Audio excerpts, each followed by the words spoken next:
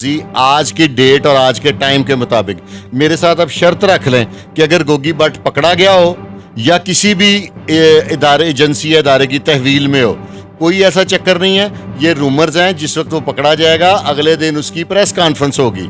ये मैं आपसे दावा कर रहा हूँ। सीआईए डिफेंस सुना है कि उसके बहुत नज़दीक पहुंच गया, अगले एक वीक में वो अरेस्ट हो जाएगा। ये मैं आपको बता रहा हूँ। जिस डीएसपी का नाम ले रहे हैं फैसल शरीफ का, उनकी तो कल की फ्लाइट थी गालबन, आज उन्होंने अपनी सीट पे आना, जिनके बारे में लोग कह रहे हैं कि वो साथ वाली सीट पे बैठ के आ रहे हैं। जावेद भट्ट साहब के जो शूटर हैं वो गिरफ्तार नहीं हुए, वो नहीं हुए। ये सारे बादशाह लोग हैं, ट्रेस आउट हो गए हैं। ट्रेस हो गए हैं। उसकी खाला, फुफ्फी, मामी, चाची, पूरा उन्होंने नादरा से निकाल लिया रिकॉर्ड।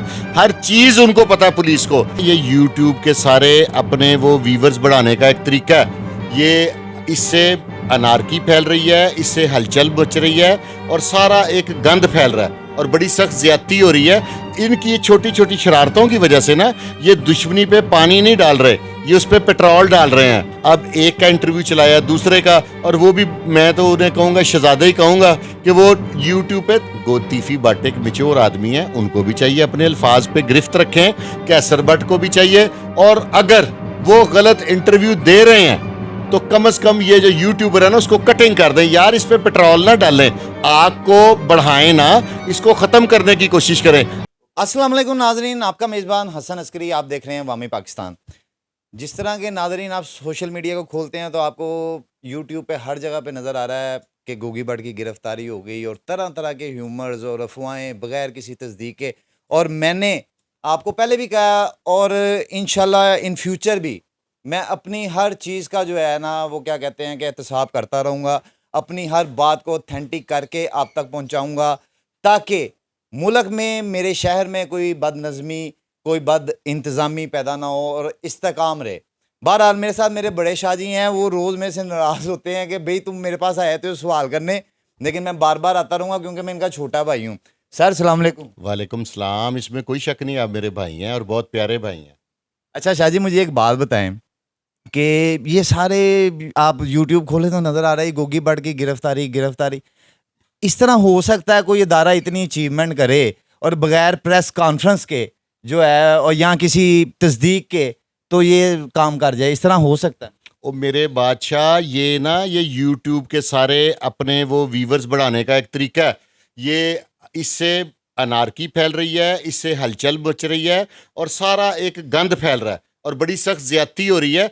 इनकी छोटी छोटी शरारतों की वजह से ना ये दुश्मनी पे पानी नहीं डाल रहे, ये उस पर पेट्रोल डाल रहे हैं। यानी अभी गिरफ्तारी नहीं हुई? नहीं भाई, जिस डीएसपी का नाम ले रहे हैं फैसल शरीफ का, उनकी तो कल की फ्लाइट थी गालबन, आज उन्होंने अपनी सीट पे आना, जिनके बारे में लोग कह रहे हैं कि वो साथ वाली सीट पे बैठ के आ रहे हैं। अच्छा साथ वाली सीट पे। अच्छा मुझे ये बताएं अपना शाह जी कि लोग तो वाकई यही कह रहे हैं कि साथ वाली सीट पे बैठ के आ रहे हैं, कोई कह रहे हैं कि जी वो फ्लाइट नंबर भी है, कई कह रहे हैं जी ये तस्वीरें भी हैं, ये सब क्या है? ये फिर सब बोगस है? भाईजान बोगस है। आप जिस तरह की मर्जी आज की डेट और आज के टाइम के मुताबिक मेरे साथ अब शर्त रख लें कि अगर गोगी भट्ट पकड़ा गया हो या किसी भी इदारे एजेंसी या इदारे की तहवील में हो, कोई ऐसा चक्कर नहीं है। ये रूमर्स हैं, जिस वक्त वो पकड़ा जाएगा अगले दिन उसकी प्रेस कॉन्फ्रेंस होगी। ये मैं आपसे दावा कर रहा हूँ।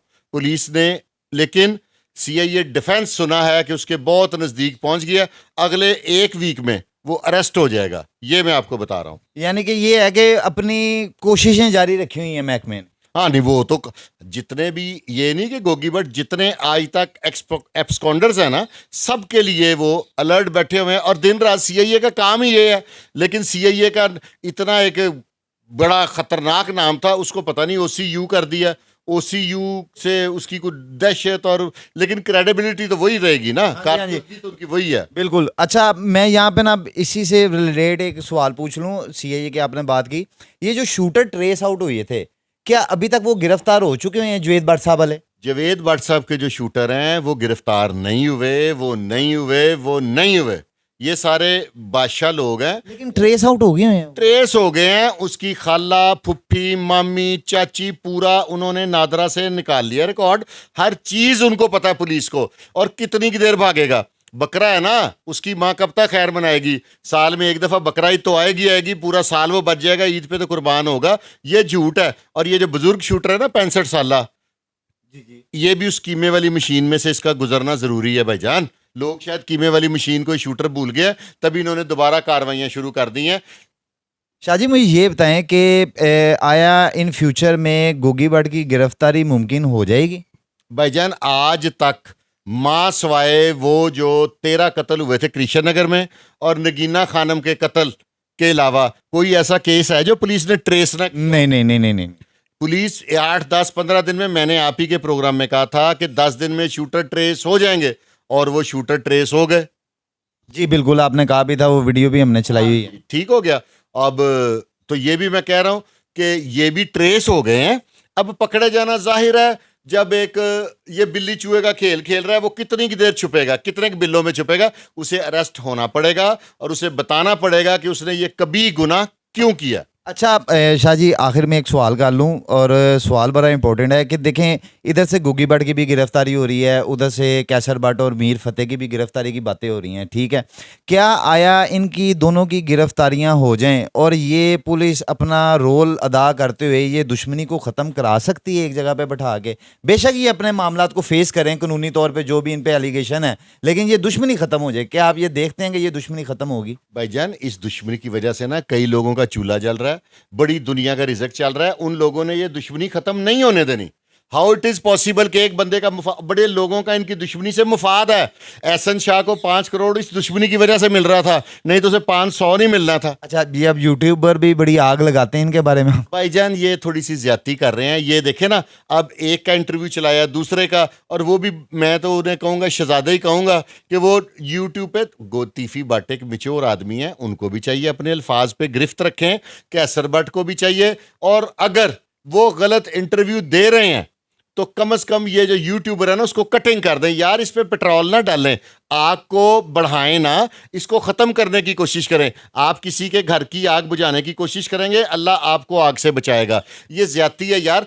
चंद व्यूवर्स की खातर, चंद डॉलर्स की खातर लोगों के घर में आप आग लगा देंगे। ये दुश्मनी जौन सी है, ये जंगो जदल में तब्दील हो जाएगी। ये तो शहर का अमन तबाह कर देगी। शाह जी, आप इनको समझाएं, कोई एडवाइस दे दें। शहर का अमन नहीं तबाह होता। अच्छा, यानी कि ये इदारे इतने कहे हैं कि बाकी मजबूत है हमारे इदारे, हमारे किसी को शहर का अमन नहीं तबाह करने देंगे।